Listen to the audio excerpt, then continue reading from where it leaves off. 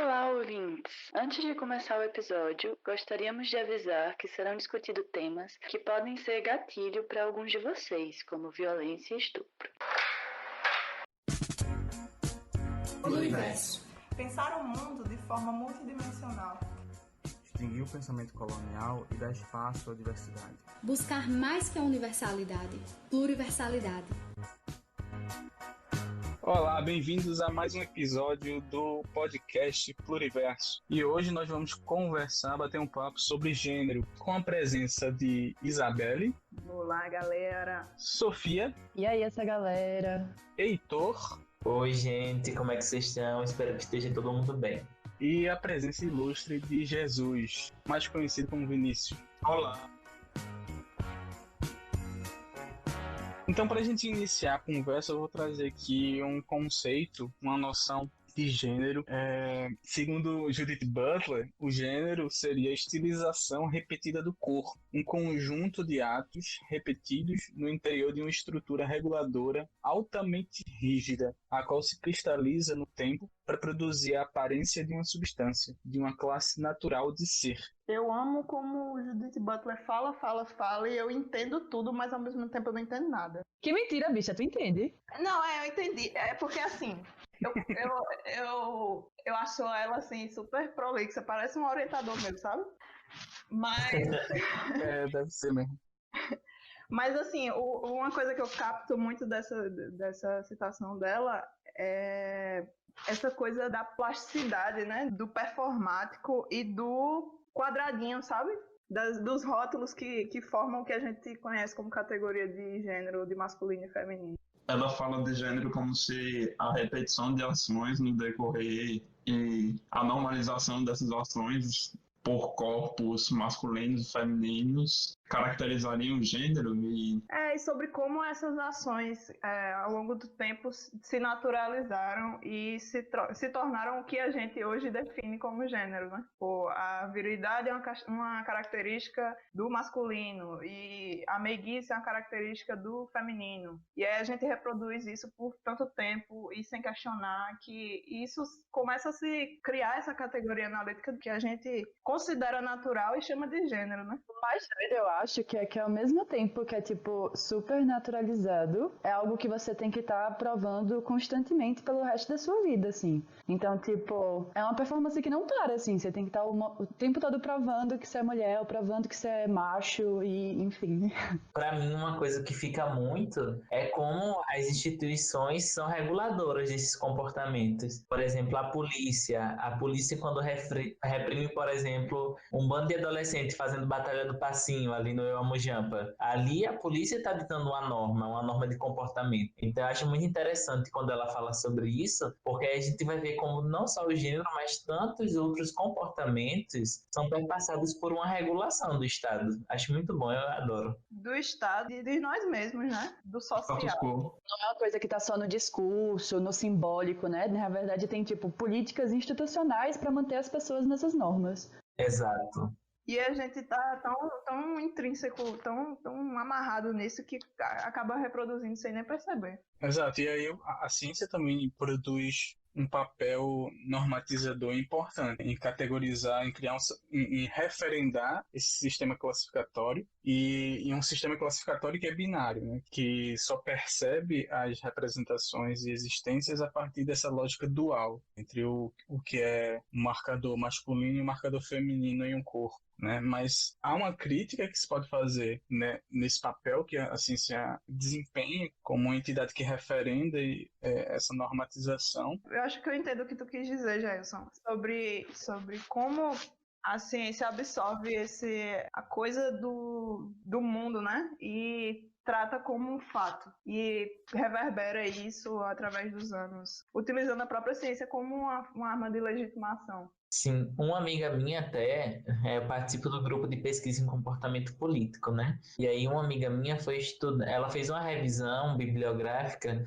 sobre os trabalhos que vinham sendo produzidos no campo de gênero na psicologia social. E aí ela encontrou que a maioria dos trabalhos, a gente trabalha com a teoria das representações sociais, E aí ela viu, o achado de pesquisa dela é que a maioria dos trabalhos de representações sociais sobre mulheres é sempre ligado a um tema como saúde, como cuidado, como maternidade. Ou seja, ao longo dos anos a ciência vai o discurso científico vai consolidando essas categorias binárias de gênero, da mulher enquanto mais maternal, mais sensível, mais emotiva. Então acho que é interessante ver como esse discurso científico tem se construído, né? Tem essa história do mito da imparcialidade científica, né? De que a gente considera que a ciência é imparcial de tudo, só que a gente esquece que a ciência, assim como tudo no mundo, é sujeita à parcialidade do paradigma, né?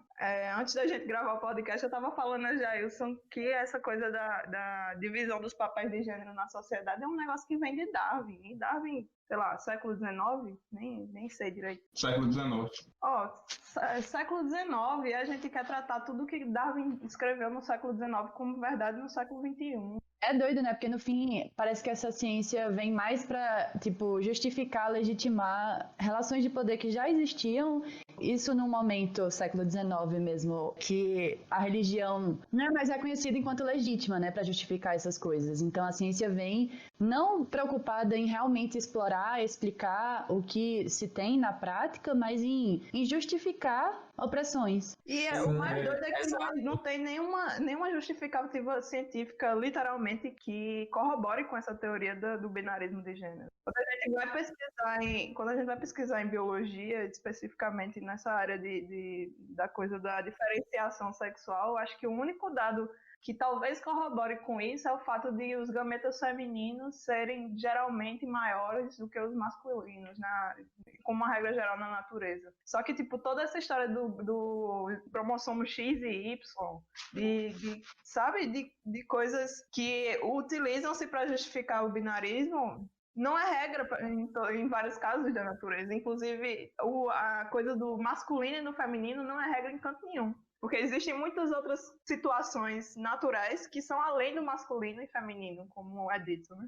Isso que a Isabelle falou é tão verdade que quando se vê o esgotamento de como as ciências biológicas não explicam essa binaridade, aí eles vão por uma via da moralidade, uma via religiosa, para tentar explicar como pecado, como perversão, como a depravação moral. Isso foi constituído na nossa sociedade brasileira. A questão da ditadura, por exemplo, que a ditadura não teve um marco dizendo, não, estamos criminalizando a homossexualidade e as identidades trans. Mas aí eles fazem o quê? Usam da força policial para chantagear, para fazer repressão, para censurar essas expressões. Ou seja, o tempo todo, apesar de não ter uma coisa lá na lei, eles tentam, por uma via da moralidade, deixar que se censure mesmo, que se haja uma contenção. É muito curioso como nós, no âmbito da cultura, impomos certos fatos sociais como naturais, para justamente suprimir a diversidade existente na natureza e fazer com que a natureza se acomode a um modelo antropomorfizado de existência e experiência, né? A ideia desse dimorfismo sexual, de que existe um sujeito ou sujeitos com características distintas são redutíveis a um sexo masculino de um lado, sexo feminino do outro, e isso como uma representação do que é o natural, é muito bizarro, porque isso não condiz como bem Isabelle falou, isso não condiz com que há na natureza. A natureza é muito mais diversa. A maioria das plantas, por exemplo, são hermafroditas. Diversos animais que expressam o gênero de uma forma distinta de nós, desse reducionismo binário. Mas para legitimar um tipo de sociedade e um sistema classificatório binário violento com as identidades dissidentes, se produz e se impõe uma ideia de natureza que não condiz com o que a própria natureza é. E assim, Consegui tipo... falar. Beleza, humanos, tipo, apresentam características sexuais dimórficas, mas o que a gente vai entender enquanto sexo é muito complexo, na verdade, né? Então a gente vai ter cromossomos sexuais, a gente vai ter a genitália, a gente vai ter as características sexuais secundárias. Então, tipo assim, muito comumente, o conjunto dessas características não consegue se encaixar em um e o outro. Quando eu estava pesquisando para esse episódio, inclusive tem um dado da Silverthorne, que é um livro de fisiologia, que a gente usa muito no curso, que 1 a cada 3.000 nascimentos você não consegue determinar o sexo do bebê apenas numa olhada, né? Você vai ter que investigar. E mesmo através de uma investigação, certos indivíduos vai ser, tipo, muito difícil de você conseguir categorizar nesse simples binarismo, E aí eu tava vendo esse caso de uma atleta espanhola da década de 80, que ela era parte do time olímpico num teste de sexagem que ela já tinha passado e tinha dado tudo certo. Ela esqueceu o teste, né, quando foi para um evento esportivo em Tóquio e teve que refazer lá. E ela fez um teste de cromatina sexual e descobriu, a partir desse teste, que na verdade os cromossomos dela eram XY. Só que assim, essa atleta, Maria José, ela tem síndrome de insensibilidade a andrógenos. Ou seja, o corpo dela, as células dela não recebem a testosterona. E a testosterona é essencial para o desenvolvimento das características sexuais masculinas. Então, assim, apesar dela ter testículos, ela nunca desenvolveu as outras características. E ela foi criada enquanto menina, se identificava enquanto mulher. Toda a leitura do corpo dela era o corpo feminino, por assim dizer. E aí, realmente, fica a pergunta aí, né? O que seria Maria José? Justamente, isso aí é um caso muito interessante de se discutir, porque, inclusive, um argumento científico que por muito tempo justificou a submissão das mulheres ao homem, branco, hétero, né, Jailson? Exatamente. É o fato de a mulher ser o ser dissidente, né, o segundo sexo. Por quê, né? O sexo feminino, fisiologicamente, se desenvolve pela ausência da testosterona, né?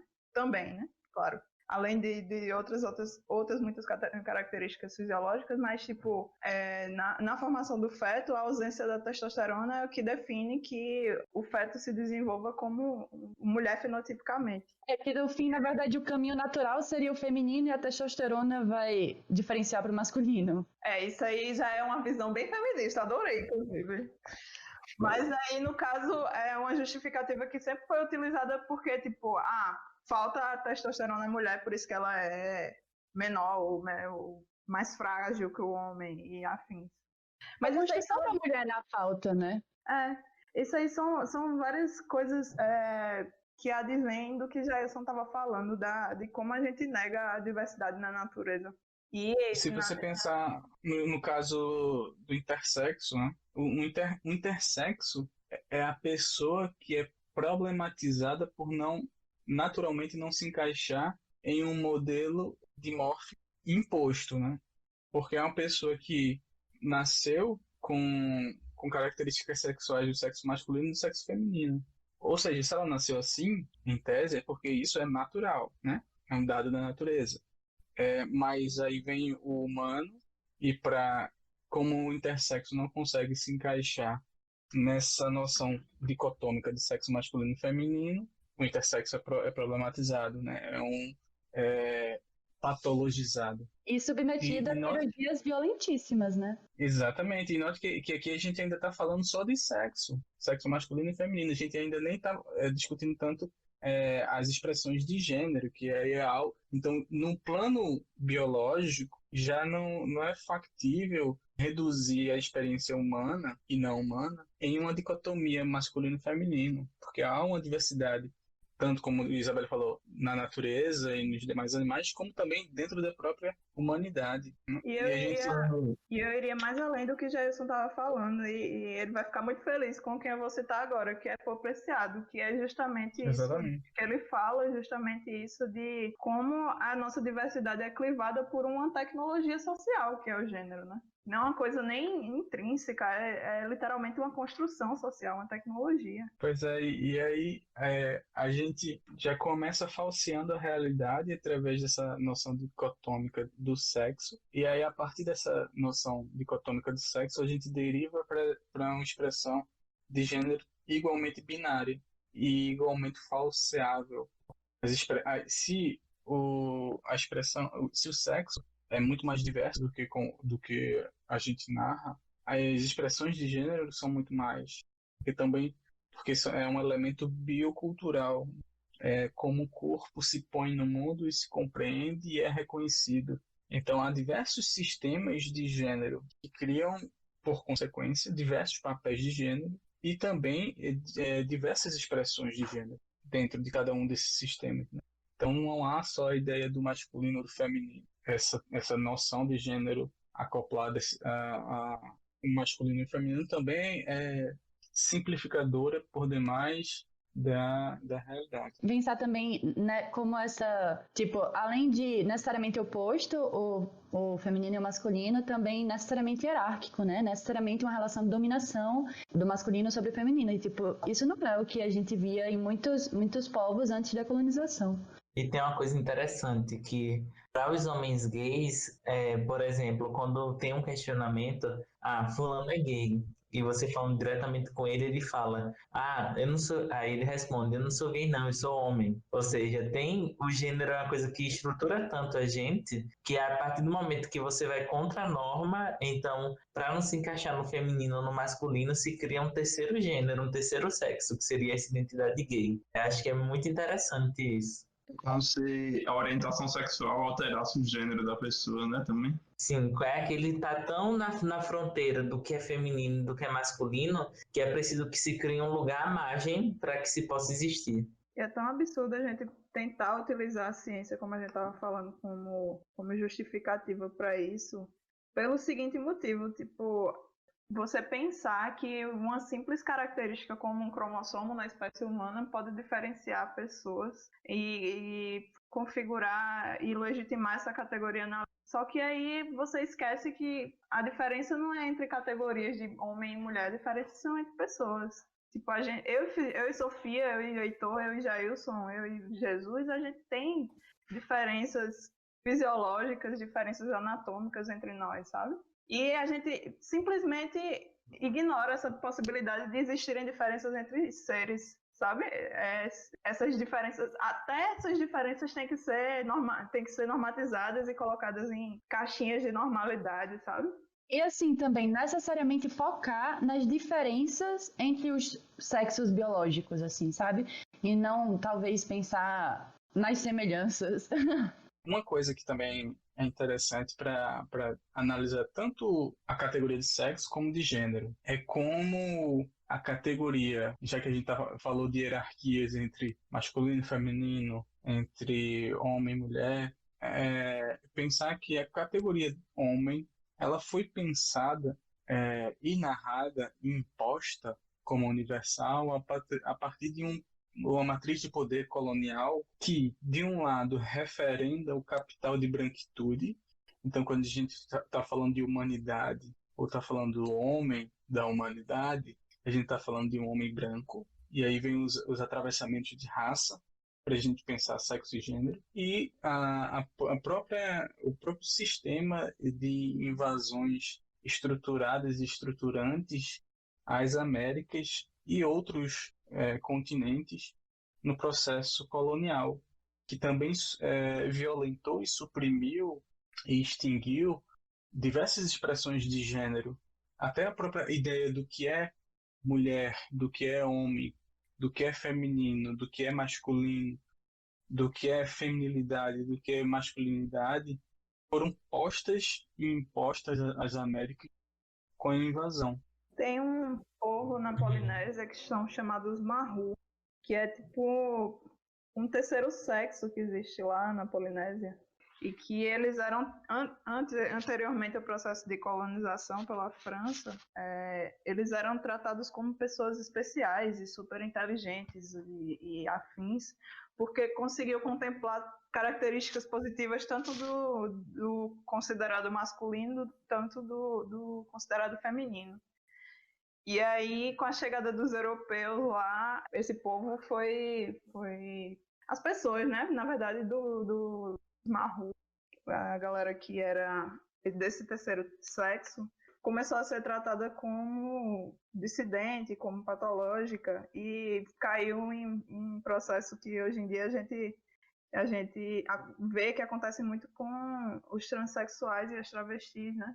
Que é a prostituição. E é interessante quando vocês falam disso, da colonização, né, na construção do campo do gênero e da sexualidade, porque hoje em dia não, né, desde sempre as pessoas falam muito de, ai, adoraria visitar um país na África, mas lá a homossexualidade é criminalizada, é punida e tal, mas esquecem de falar que muitos desses países onde há essa criminalização foram colonizados e essas leis são inspiradas justamente pelas suas colônias. O Reino Unido até o século passado criminalizava. Se quem assistiu aqui o Jogo da Imitação vai entender pela história do Alan Turing como era um processo de holocausto, de segregação, de tortura, de castração, enfim, e isso tudo fruto da colonização. E não é nem só mera consequência, né? É tipo, o modus operandi da colonização, assim. Você, tipo, nesse processo de normalizar o outro, civilizar o selvagem, enfim. Seja como... Pois é, tipo, você transforma tudo que a pessoa é em, tipo, pecado, patológico, sei lá, criminoso. E para fazer a pessoa ser que nem você, e mesmo apesar dessa imposição, né, na pessoa, você ainda não aceita ela ainda é diferente de você. Se a gente pensa, por exemplo, que os povos tidos como bárbaros eram colocados como povos sem fé, lei e rei. E o que isso significa? É que toda e qualquer expressão desses povos já que não possuem fé, não possuem lei, não possuem rei, são formas e expressões reputadas como bárbaras e que precisam necessariamente passar pelo processo civilizatório. E no caso, o processo civilizatório, no que a gente está discutindo aqui, é acoplar todos esses sujeitos a uma ideia de sexo masculino europeu, sexo feminino europeu, lastreado muito pelo capital do branquitude capitalista. Com isso a gente vê o quanto retrógrado a gente é até hoje, né? Porque, tipo, essa ideia de que a religião que dita a moral de um povo foi rompida teoricamente há muito tempo, né? Nietzsche, depois que Nietzsche escreveu o Anticristo, teoricamente isso aí foi rompido, né? Só que até hoje a gente vive assim. Tem uma parte muito interessante do livro do Estevão Fernandes, Existe Índio Gay, que aí, respondendo a própria pergunta, título do livro dele, ele vai falar que a homossexualidade indígena é inventada com a colonização. Isso não para dizer que não existiam índios homens que amavam índios homens, ou índias mulheres que amavam índias mulheres, ou outras formas de expressar gênero e sexualidade, mas que a homossexualidade é inventada ao mesmo tempo que a norma é trazida, né? Tipo, a ideia de homossexual enquanto desviante da norma ou não heterossexual surge na colonização, porque antes não era algo desviante. Inclusive, eles tinham organizações com papéis de trabalho voltados para essas pessoas que estariam nesse terceiro sexo. Ou seja, existia uma construção aí de se respeitar,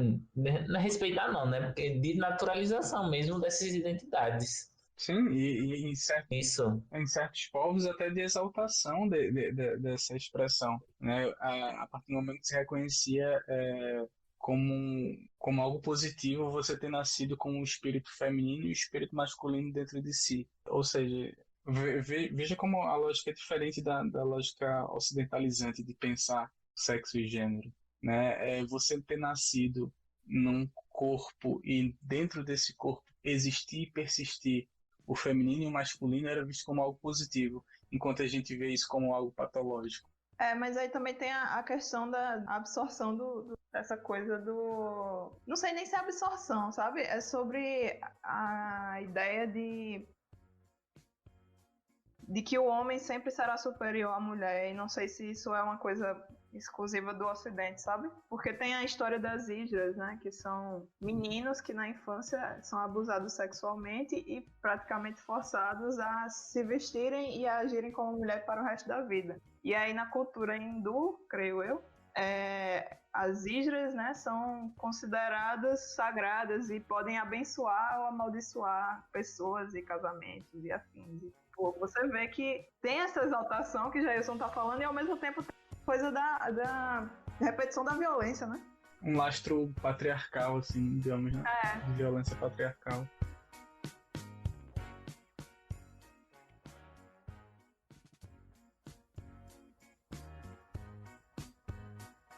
Então, já que a gente falou aqui de patriarcado, vamos falar um pouquinho sobre como esse sistema de gênero binário produz um tipo de masculinidade e quais são os efeitos dessa masculinidade dominante.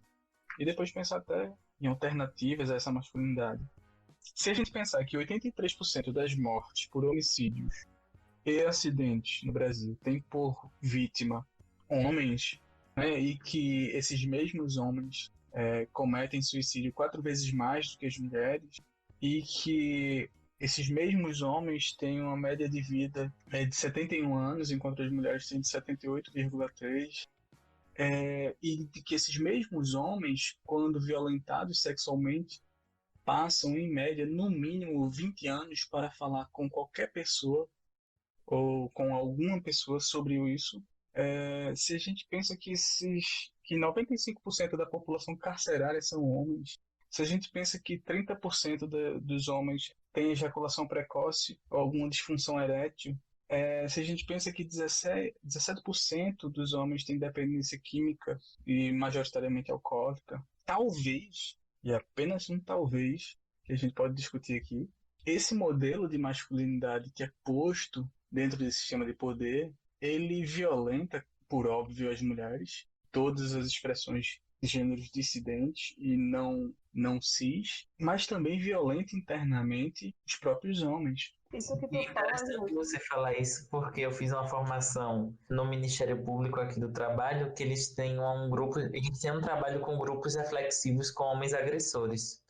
E aí, nesses grupos reflexivos, eles buscam discutir com esses homens que não chegaram ao ponto do feminicídio, eles foram denunciados por agressões e tal. Eles são realizados alguns encontros de algumas dinâmicas com eles para questionar essa masculinidade tóxica, né? Que apesar de muitas pessoas pensarem que é uma exceção à regra, não é. É o que a gente tem na normalidade. Na curva normal, a gente vai ver que esses comportamentos, essas atitudes, essas percepções agressivas, compulsivas, persecutórias, possessivas, são a regra da masculinidade.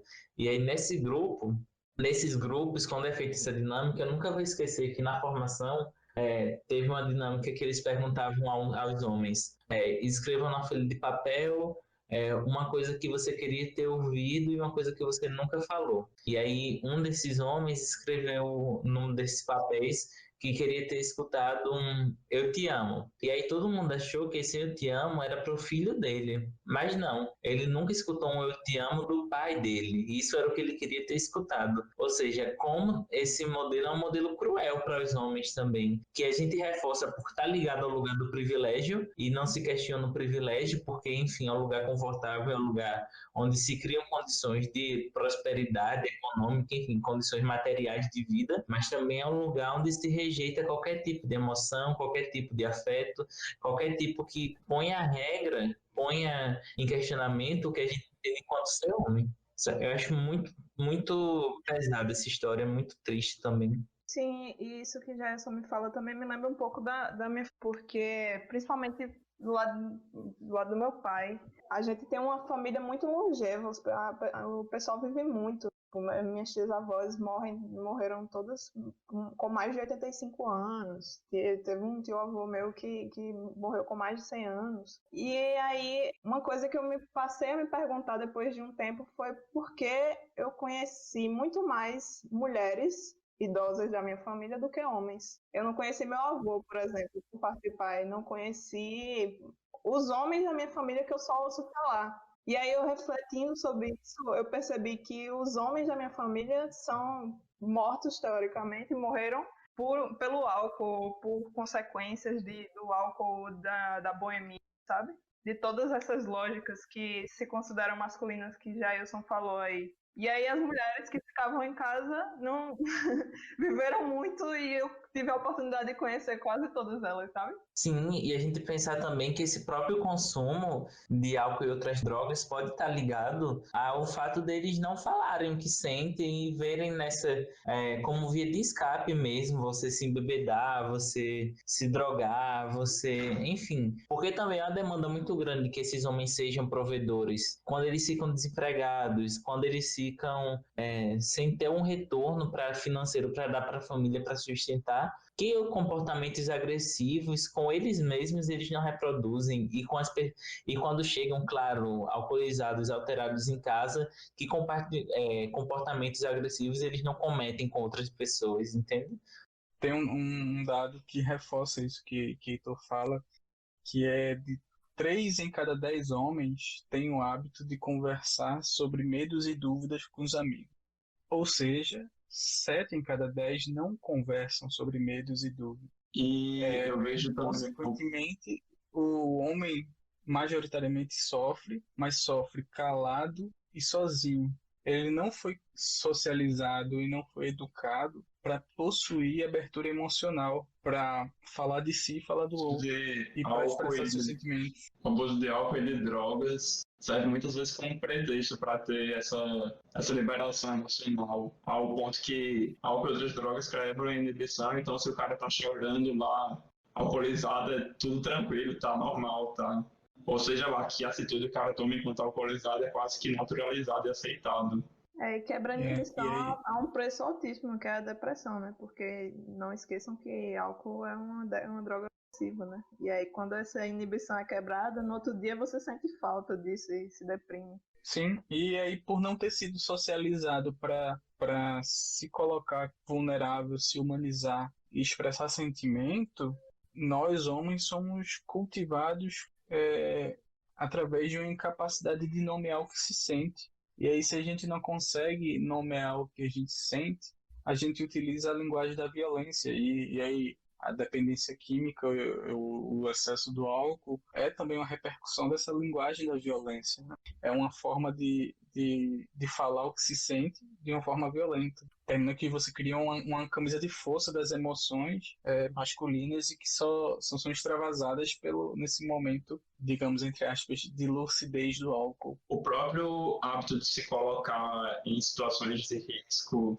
digamos assim, desnecessárias ou evitáveis, durante alcoolizado ou até mesmo sóbrio, já é um reflexo dessa violência, uma violência consigo mesmo, em que deixa de existir um senso de autopreservação. Seja pela angústia de não saber o que fazer, por não saber o que significa o que está pensando, por não saber colocar em palavras o que está pensando, muitas vezes se perde o senso de autopreservação. Sim. Um livro que eu gosto muito que vai falar sobre isso é o Capitães de Areia, né, do Jorge Amado, que ele fala muito de como aqueles meninos foram afetados pela ausência e como também por estar na pobreza eles deixavam que o desejo fluísse deles também, desejos homoeróticos, desejos sexuais heteroeróticos também, enfim. Eu gosto demais desse livro porque ele é contra a caretice, né, Jorge Amado? E aí ele vai falar desse lugar da pobreza e não da pobreza, da marginalidade como um lugar de experimentação também. É um lugar de invisibilidade até para isso, né? É doido, né? Porque dentro desse sistema patriarcal machista, a gente vai ter, tipo, uma desvalorização de todas as características, atributos que vão ser femininas e uma exaltação de todas as características masculinas.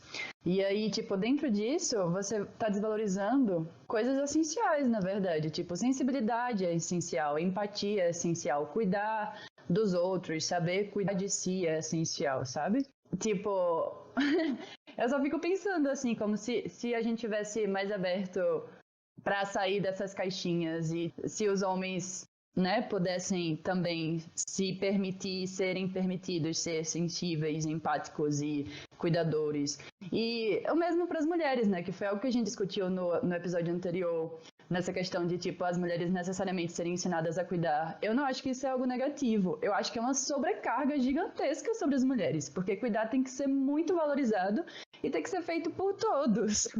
E também se esquiva qualquer possibilidade de existência de uma virilidade feminina, né? Uma mulher, ela não pode ser viril em momento algum. Por mais que ela seja naturalmente assim, ela é obrigada a reprimir sua própria virilidade a todo custo, sabe? Imagina, como eu falei, inclusive, no episódio anterior, a gente é um monte de King Kong sendo forçada a ser Kate Moss o tempo inteiro, a negar nossa própria natureza, sabe? É interessante pensar como tanto essas características femininas e masculinas, se você é uma pessoa masculina ou feminina, você meio que vai ter que... Elas estão colocadas um em oposição ao outro. Você não pode ter um... Se você tem umas características, você não pode ter outras. Elas nunca podem estar juntas quando a gente está falando sobre o gênero. E eu tava aqui pensando como... não vou nem ir para tão longe para pensar expressões de gênero fora do binarismo,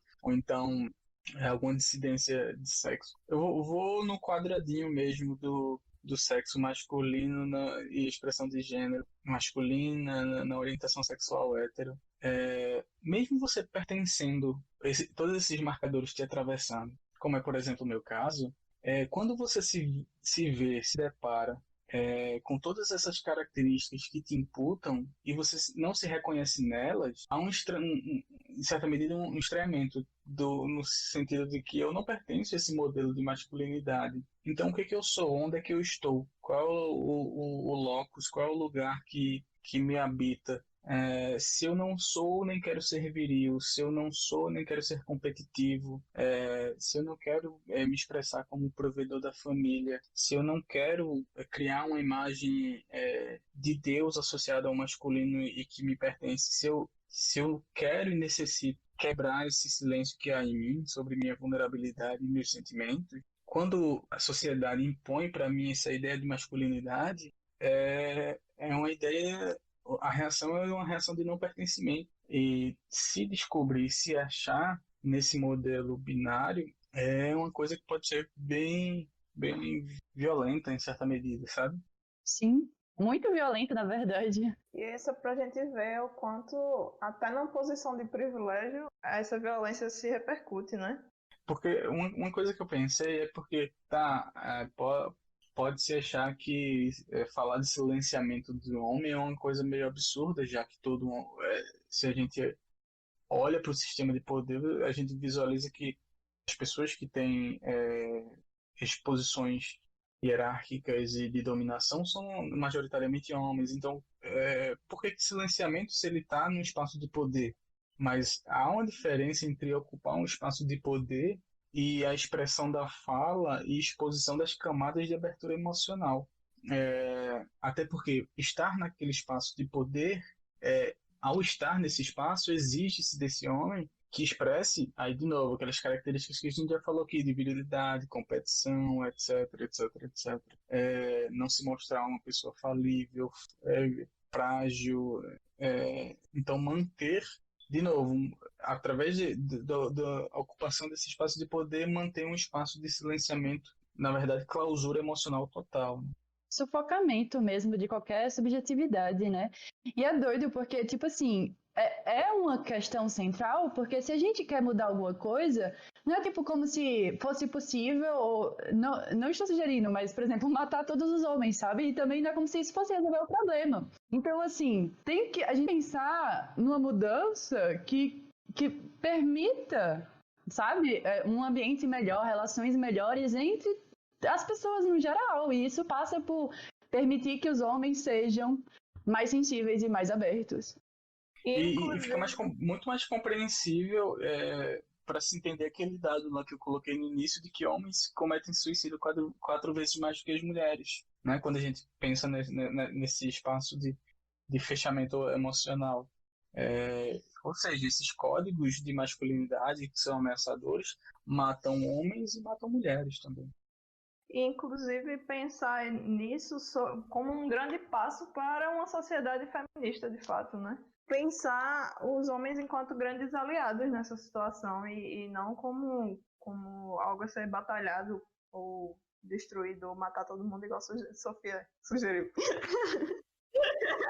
É interessante, né, como isso é, por exemplo, hoje a gente pauta isso, que Gerson fala, que é de uma certa dificuldade que as pessoas têm em entender que essas categorias, apesar de terem, como é, por exemplo, masculinidade, como vamos falar aqui da masculinidade, foi uma categoria construída para ser pautada dentro do lugar do privilégio, mas que também se tornou um lugar tóxico, um lugar adoecedor para os homens, apesar dos privilégios. E acho que hoje as pessoas têm um pouco de dificuldade desde sempre, né, tiveram essa dificuldade de engolir que esse debate tem que ser feito, mas como Sofia falou, a gente vai fazer o quê? Vai matar todos os homens? Como a gente vai pensar uma sociedade igualitária, mais aberta à diversidade, mais aberta a se falar de saúde mental, a se falar de saúde em si, de se falar sobre desmilitarização, até porque a identidade masculina é a identidade militarizada. Como é que a gente vai falar isso se a gente exclui das nossas discussões e desse espaço da discussão de gênero como um todo, esses homens, e aí não é impossível que a gente consiga mudar alguma coisa assim. E aí por isso é uma preocupação que eu tenho, de nós que estamos pautando uma militância, um ativismo, uma produção acadêmica nisso, reproduzir esse discurso, sendo que aí é muito tranquilo para quem está na posição de poder e de boa com seus privilégios e de boa com nós atacando os nossos, e sem levar para canto nenhum a discussão. Por isso que é importante isso que Jailson e que Sofia falam, de trazer os homens para a roda, botar essa discussão, pautar essa masculinidade, porque senão a gente vai estar deixando de fora metade da população aí também. Sim, e assim, obviamente que o patriarcado e o machismo põem os homens nessa posição de vantagem estrutural sobre as mulheres, mas a gente tem que pensar que esse padrão do homem e esse homem poder é um homem branco, né? Então, assim, por exemplo, para os homens negros, isso está dentro da pesquisa do Papo de Homem, né? Que, assim, para o homem negro conseguir, enfim, afirmar seu lugar enquanto homem, né? Ele tem que se provar se provar nesse aspecto de virilidade, de força, de violência, muito mais. E como isso é violento com ele muito mais, né? Então, essa pesquisa mostra que, por exemplo, os homens negros estão muito menos propensos a falar sobre os problemas dele e sobre essas questões que o Jailson já trouxe. E, assim, isso ficou muito gritante pra mim, gente, quando no episódio passado eu tava pesquisando sobre diferença salarial, e aí quando você vê os dados sem um recorde de gênero, beleza, mulheres ganham, não vou lembrar o número exato, mas eu acho que é 78% do que os homens ganham no Brasil. Só que quando você faz um recorte de raça disso, as mulheres negras ganham 44% do que os homens brancos ganham, enquanto as mulheres brancas vão ganhar 75%. Isso ainda, as mulheres brancas ainda ganham muito mais do que os homens negros. Então, assim, que posição de privilégio é essa realmente, né? Obviamente, não estou negando como o machismo age dentro das relações individuais, e isso vai para além de raça, né? Pensando em violência doméstica e todas essas questões, pensando em assédio, obviamente. Mas quando a gente pensa em vantagem estrutural, né? Isso não tá... O gênero não pode explicar tudo. Pois é, porque você até vive numa sociedade de desigualdade, né? Onde a raça historicamente estruturou a classe. Quando o pessoal adora falar de racismo estrutural, sem citar que a estrutura é o capitalismo.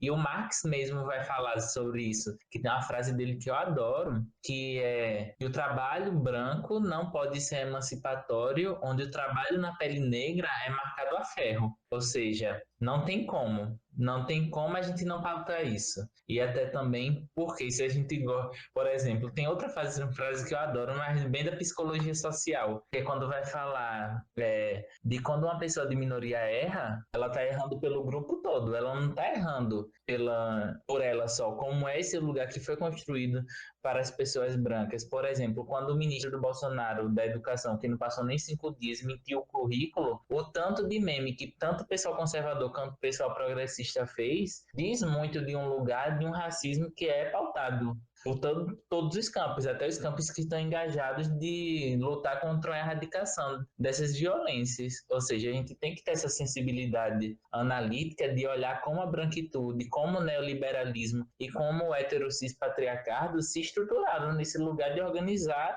e regular os nossos corpos para que a gente reproduza e bote os nossos contra os nossos. Apesar que alguns dos nossos também distantes.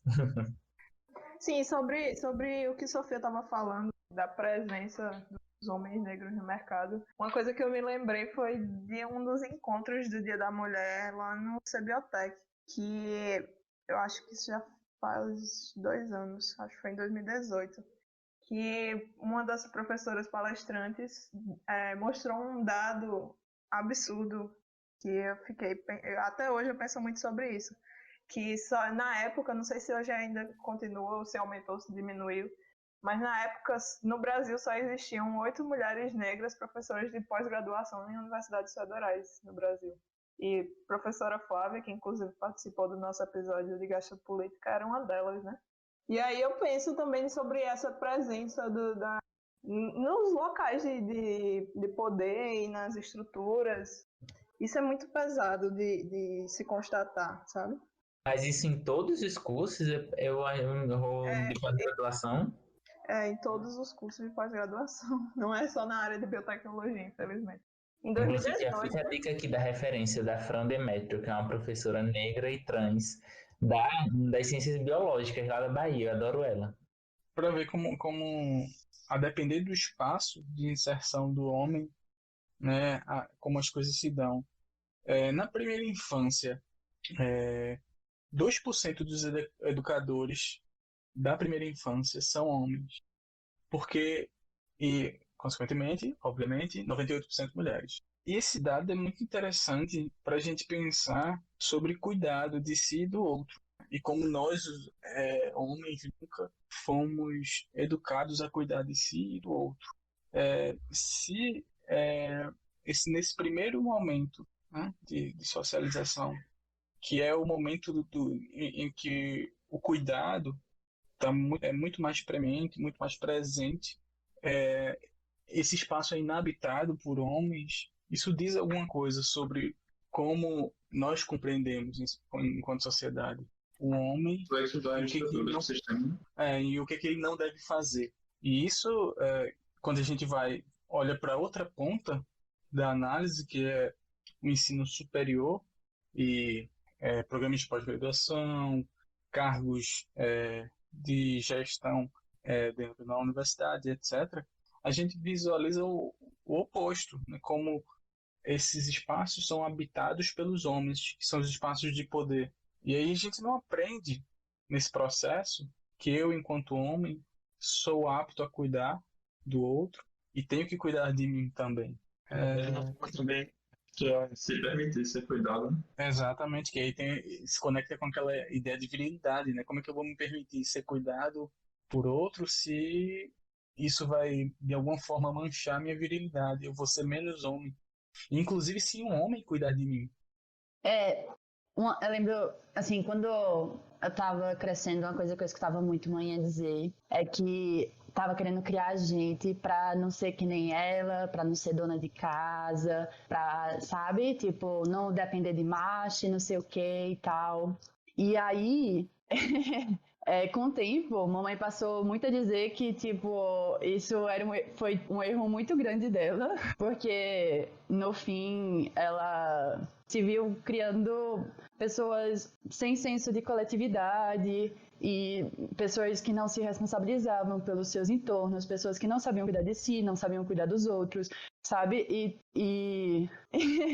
Enfim, como na verdade isso é essencial, né? E é muito doido que seja completamente desvalorizado, assim, como tipo a gente super desvaloriza as professoras de educação infantil, assim.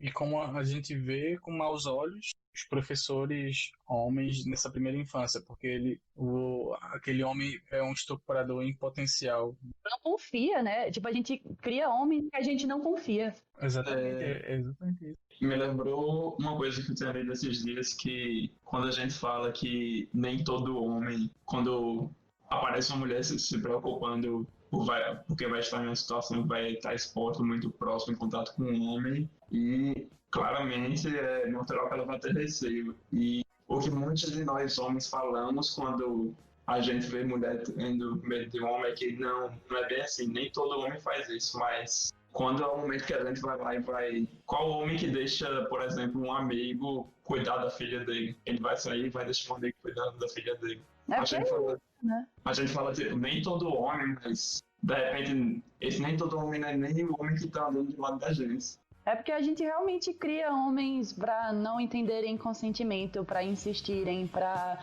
não saberem cuidar, pra se imporem. E, tipo, na verdade a gente tá criando pessoas violentas.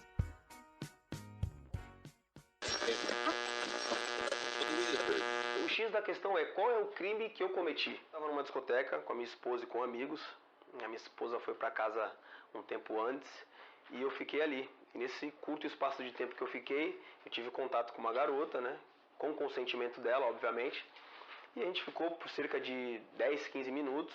E depois eu fui embora pra minha casa, foi isso que aconteceu. E os meus amigos me contaram no outro dia que, com o consentimento da garota, ficaram com a garota, se relacionaram sexualmente, porque ela quis, e que eles saíram daquela discoteca, junto com a mesma garota, e foram pra uma outra discoteca. Então foi isso que eles me falaram.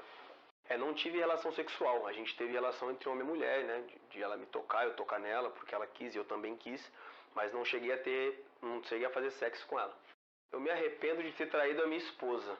Esse é o meu arrependimento. Com relação a frases que saíram fora de contexto, para vender jornal, para vender revista, obviamente que eu mudei muito, de 7 anos para cá, isso aí aconteceu em 2013, e o ser humano muda, então eu mudei para melhor. Então, a questão é, qual foi o erro que eu cometi? Qual foi o crime que eu cometi? O erro que eu cometi foi de não ter sido fiel à minha esposa. Não cometi nenhum erro de estuprar alguém, de abusar de alguma garota ou de sair com alguma garota sem o consentimento dela.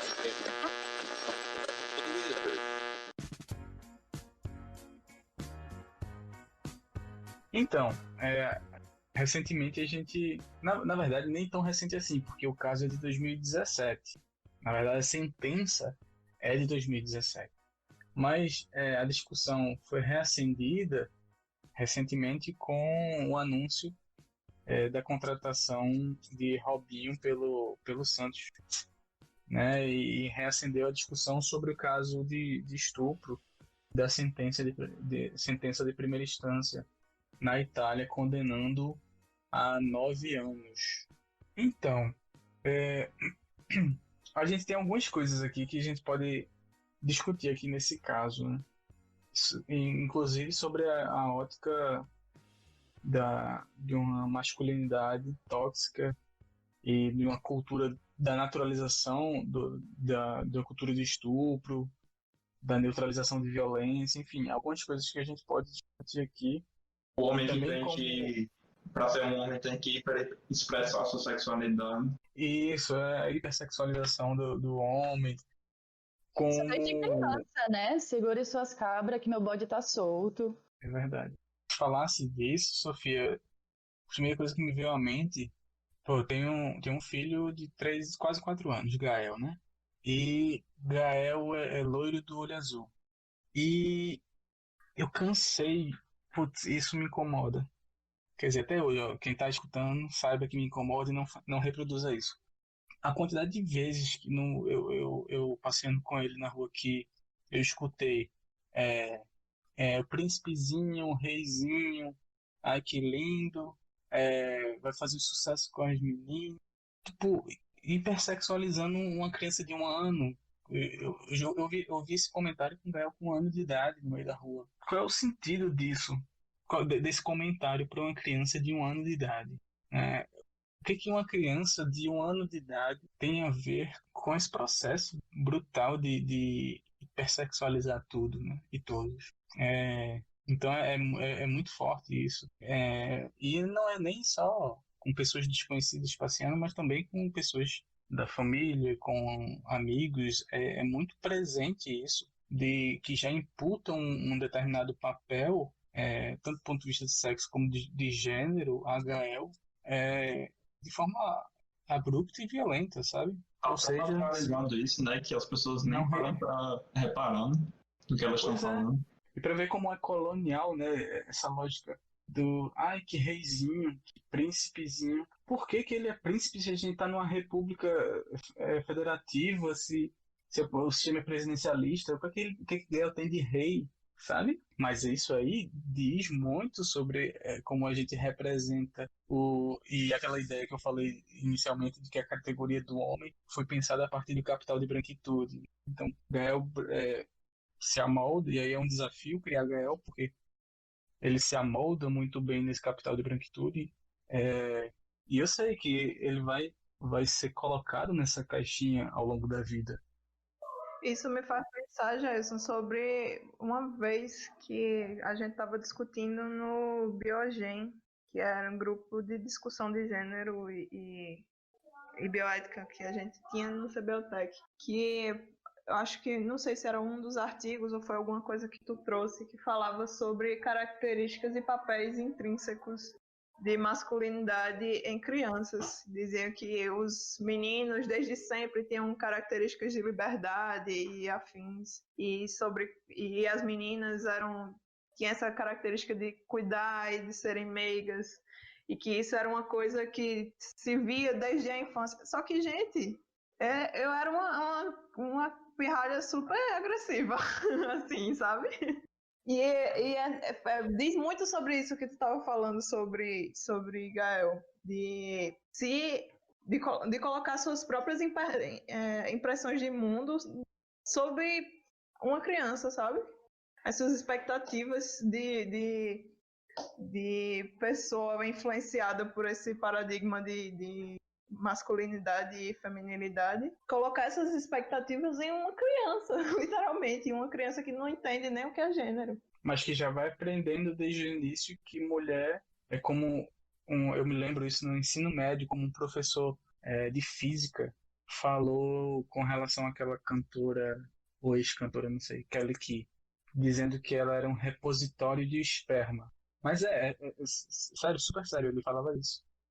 A criança vai aprendendo desde cedo. Não nos protestem, a gente gosta de você, a gente canta Baba Baby na festa do CBOTEC. E essa criança ela vai aprendendo desde cedo que a mulher é tão somente um corpo, é tão somente um corpo a ser apropriado, que é tão somente um repositório de esperma. E é aí você meio vai que também só um pedaço de carne, se você... Isso. Exato. Para reparar na linguagem que tantos homens usam dentro da mulher, eles chamam a mulher de gostosa, eles dizem que vão comer a mulher, e outras linguagens associadas também, que acabam reduzindo todo o corpo da mulher a... E assim, né? Reduzindo a própria experiência sexual em sei lá, algo tão banal quanto a alimentação, ou até pior do que isso. E tipo assim, velho, isso sei lá, isso é criação normal de criança, isso é natural. Você, tipo, ensinar pro seu filho que azul é de menino, rosa é de menina, que ele vai ser o garanhão, vai pegar todas as meninas, e que ele tem que ser bom em esportes e tal, e tal, e tal. Isso é tipo, ok, normal, isso é de boas. Mas aí você, por exemplo, dá uma boneca pro seu filho, seria, sei lá, ideologia de gênero, seria sexualizar as crianças. Você dá educação sexual nas escolas? Não, isso daí não pode. Isso daí a criança é inocente, você não pode falar disso com criança. Então, assim, né? Pois é, e a criança que tem amplo acesso à internet vai acreditar que os bebês vêm dessa até fazer 20 anos. E aí você é ensinado e cresce aprendendo que a mulher é um objeto, né? E tudo que é objeto não sofre, né? Se eu jogar o meu celular no chão e ele quebrar, tudo bem, é um objeto só. Ele não é um sujeito, ele não é uma pessoa, né? Então, se eu fui criado para perceber a mulher como um professor de física falou, como um repositório de esperma, eu não vou visualizar violência nos meus atos contra ela. E notem que eu não estou desculpabilizando Robinho. Eu estou falando da estrutura na qual ele está inserido e eu também estou inserido, que naturaliza e que vê, inclusive, em certa perspectiva, como expressão tão somente da virilidade e, consequentemente, algo aprovável da virilidade do homem. E notem que isso não é um caso isolado, né? Lembram do caso de Neymar? Inclusive, como a mulher foi culpabilizada, passou por um linchamento social, porque porque Neymar é um ser, ele não é um ser brutal ou animalesco, louco, que vai cometer um ato desse. Ele é uma pessoa, ele é um homem ponderado, racional, ele jamais cometeria um ato de violência contra uma mulher. E aí isso tem a ver também com aquela ideia que a gente tem de que a pessoa que abusa, o abusador, o estuprador, ele se configura como algo fora do padrão de, aspas, normalidade. Fora do espectro humano até, né? Se torna Isso um também monstro, um animal. é um ser animalesco e logo legitima a violência dele por ser animalesco. Quando não, o cara que violenta uma mulher é um cara tal qual o Baby Jesus aqui e eu. Consequência de uma socialização, né? Exatamente. Como o Heitor falou, né? É a norma, na verdade, o homem agressivo, o homem violento. É aquela coisa que a gente estava falando no início da incapacidade de lidar com as emoções, de nomear essas emoções e a utilização da linguagem de violência, da violência, né? Como resposta a essa incapacidade. Continuando nessa lógica de ignorar os sentimentos e sobre... Isso é tão simplista porque a gente cria essa ideia de que o homem ou é um escroto violento, machista e violentador e é aquele vilão, ou é o bonzinho que não faz nada, sabe? Isso simplifica o ser humano de um nível, sabe? A mesma coisa aconteceu, para você ver como isso não é de hoje, né? Aconteceu com Garrincha. E Elza Soares está viva hoje contando a história, talvez por um milagre. E a gente vê como, pelo fato dele ser um herói nacional no futebol, isso nunca foi repercutido, sabe? E as pessoas que eram próximas sabiam da violência que a Elza sofria, sabe? E não, é porque ele é incrível, ele é o herói nacional, mas sim, mas ele também é um escroto, sabe? Uma coisa não exclui a outra. E tem uma coisa muito doida no estupro, tipo, em conseguir perceber o ato enquanto uma violência, enquanto estupro, assim. Tipo, não é incomum os homens reagirem com, tipo, como assim? Tipo, que eu não quero botar, tipo, isso como inocência ou ingenuidade, mas de realmente não conseguir perceber a vontade da mulher ali, sabe? De não conseguir perceber o não, de não conseguir perceber a falta de consentimento, de não conseguir perceber que a mulher não está gostando. Isso porque, véi, a vontade da mulher no sexo, o prazer da mulher no sexo, só não é levado em conta realmente. Tipo, obviamente que eu não estou falando aqui do estupro necessariamente como sexo. Eu sei que o estupro é uma violência, um ato de demonstração de poder e tudo isso. Mas, enfim, isso pensando até, tipo... no estupro dentro de casamentos, dentro de relacionamentos, sabe? Tipo... Sim. E assim, não é que, como você mesmo mencionou, não é que a ingenuidade do cara não saber e, consequentemente, desculpabilizá-lo. Não. É porque ele e nós estamos inseridos em uma estrutura de poder que legitima o poder masculino a partir da apropriação do corpo feminino. O país é construído sobre estupro. Recentemente eu vi A Vida Invisível, de Eurídice Guzmão, que é um filme lindo, eu recomendo muito, tipo, esse filme é perfeito. E uma coisa que me tocou muito é a cena da noite de núpcias da Eurídice. E é uma cena, assim, é extremamente violenta, assim, tipo, não... obviamente ela não está gostando, obviamente, tipo, ela tá participando daquilo muito mais porque tem que participar. E, enfim, é uma cena terrível. E aí eu penso muito, assim, tipo, na geração da minha avó, na geração das nossas vozes, assim, tipo, como isso é naturalizado, né? Na verdade, como, sei lá, sexo desse jeito era muito mais a norma do que a gente imagina. E também sobre como as mulheres não têm nem a opção, né? Nem de querer fazer sexo e muito menos de escolher sobre reproduzir ou não. Minha avó, por parte de mãe, teve 11 filhos e engravidou 17 vezes. E eu fico só pensando se ela tinha algum tipo de opção sobre isso, sabe? Porque Sim. é uma coisa muito absurda. Você imagina uma mulher engravidar 17 vezes na vida. Multiplica 17 por 9 meses, aí você tem o resultado, a quantidade de anos da vida e da experiência de vida dela que ela passou grávida. Tipo, isso não negando qualquer autonomia, né, dessas mulheres, ou tipo, pensando que elas não tivessem subjetividade nenhuma ou força nenhuma. Mas só, tipo, como isso era, tipo, completamente naturalizado. Como é estrutural. E a própria expressão na época do que é maternidade e paternidade era diferente, né? O peso da criação e do cuidado recaía muito mais sobre a mulher do que o homem. Ainda que de forma tênue, hoje a gente ainda tem uma tendência a pensar a paternidade de um ponto de vista ativo, mais empático e mais presente. Mas se a gente pensa lá atrás, né, o exemplo da tua avó, é violento não só do ponto de vista da autonomia ou não, para decidir, mas também a carga emocional e até física mesmo para o cuidado e a criação dessas crianças, né, que recaía sobre ela, com certeza. E sobre os outros filhos mais velhos que tiveram que amadurecer muito cedo, né, para ajudar em casa. E é uma lógica que se repete, né? Só para puxar a fala de Robinho, uma coisa que me veio à mente, que a gente estava falando dessa naturalização da não violência, né?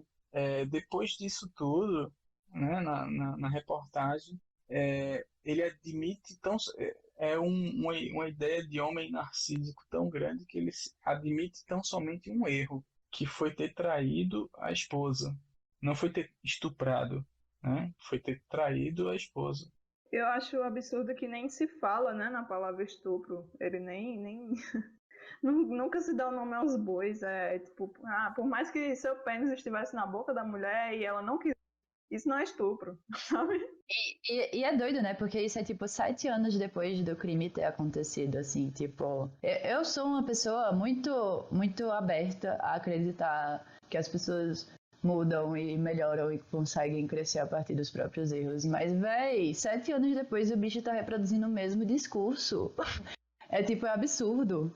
Sim, e aqui também deixar bem claro que a gente não está partindo de uma lógica punitivista que essencializa a pessoa como criminoso. Assim, uma vez que você comete o crime, você passa por toda a sua vida sofrendo os efeitos dessa taxação de criminoso. Não é isso, né? Não estou querendo que Robinho seja ad eterno o estuprador, né? Até porque a gente parte de uma lógica antipunitivista, né? Mas acho que há um grande problema nisso, é que, como Sofia falou, claramente ele não mudou a perspectiva, né? Ele ainda pensa de forma a neutralizar a violência, e nesse sentido ele se repete enquanto sujeito. E a segunda coisa é que a gente acopla a ideia dessa pessoa que se repete, né, que comete um crime, comete uma violência contra a mulher, não reconhece aquilo como violência, se repete enquanto sujeito de 7 anos atrás e é chancelado por um clube de futebol, por uma torcida, etc, por parte da mídia, como um ídolo a ser perseguido, uma imagem a ser propagada, a ser uma imagem de masculino a ser perseguida. E isso é problemático, né? Uma coisa que eu fiquei pensando também sobre os áudios do Robinho é que ele vai falar de tipo, enfim, né, tentando se defender. Ele fala que, infelizmente, existem mulheres feministas que insistem em botar ele nessa categoria. Então, assim, é uma lógica bem tipo, os negros insistem em falar de racismo. Se a gente não falasse de racismo, tava tudo bem. Então, o problema é que ele não observa que não é o feminismo nem as mulheres que colocam ele nessa categoria. É ele mesmo que se coloca. É absurdo demais. E pior, e se recusa a sair dessa categoria.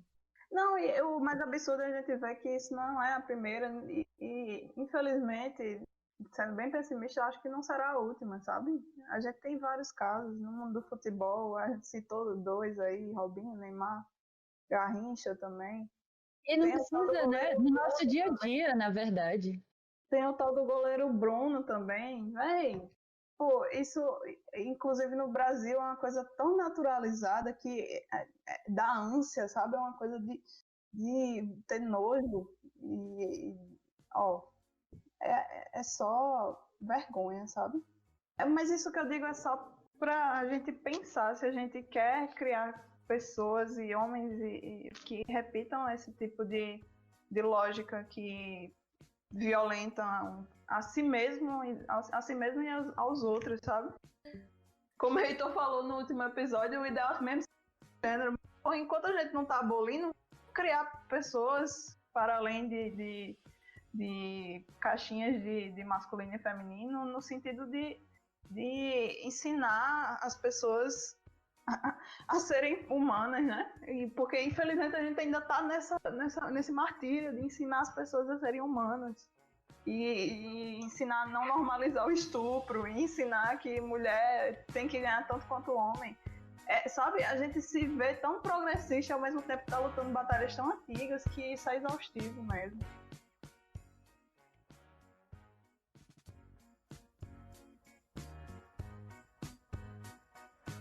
Bem, então essa foi a conversa de hoje, falando um pouquinho sobre esses sistemas de gênero, um pouquinho sobre dimorfismo de sexo, sobre os problemas existentes nesse binarismo, e sobre outras expressões de sexo e de gênero, né? E percebendo, diante dessa crítica, que o corpo é uma unidade biocultural e que, assim sendo, deveria ter ampla liberdade para se expressar em respeito às diversidades naturais e culturais e a fusão de todas elas, né?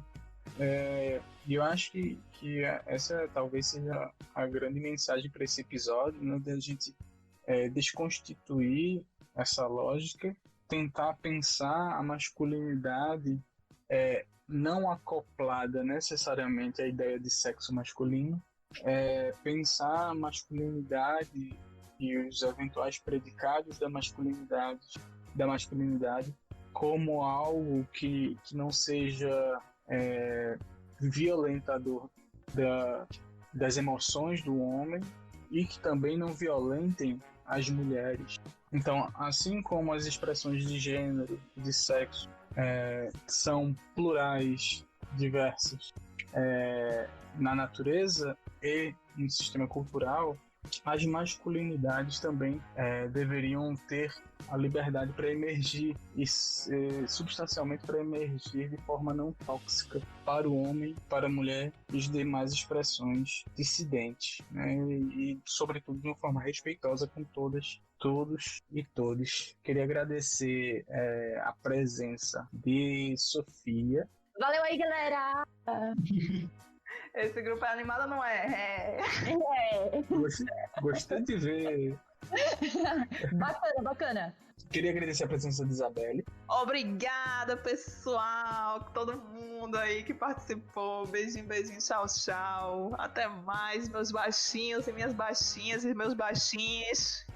E espero que esse debate tenha sido tão divertido para vocês quanto foi para mim, tão importante também. Obrigado também pela presença e participação ilustre do santificado Jesus, mais conhecido como Vinícius.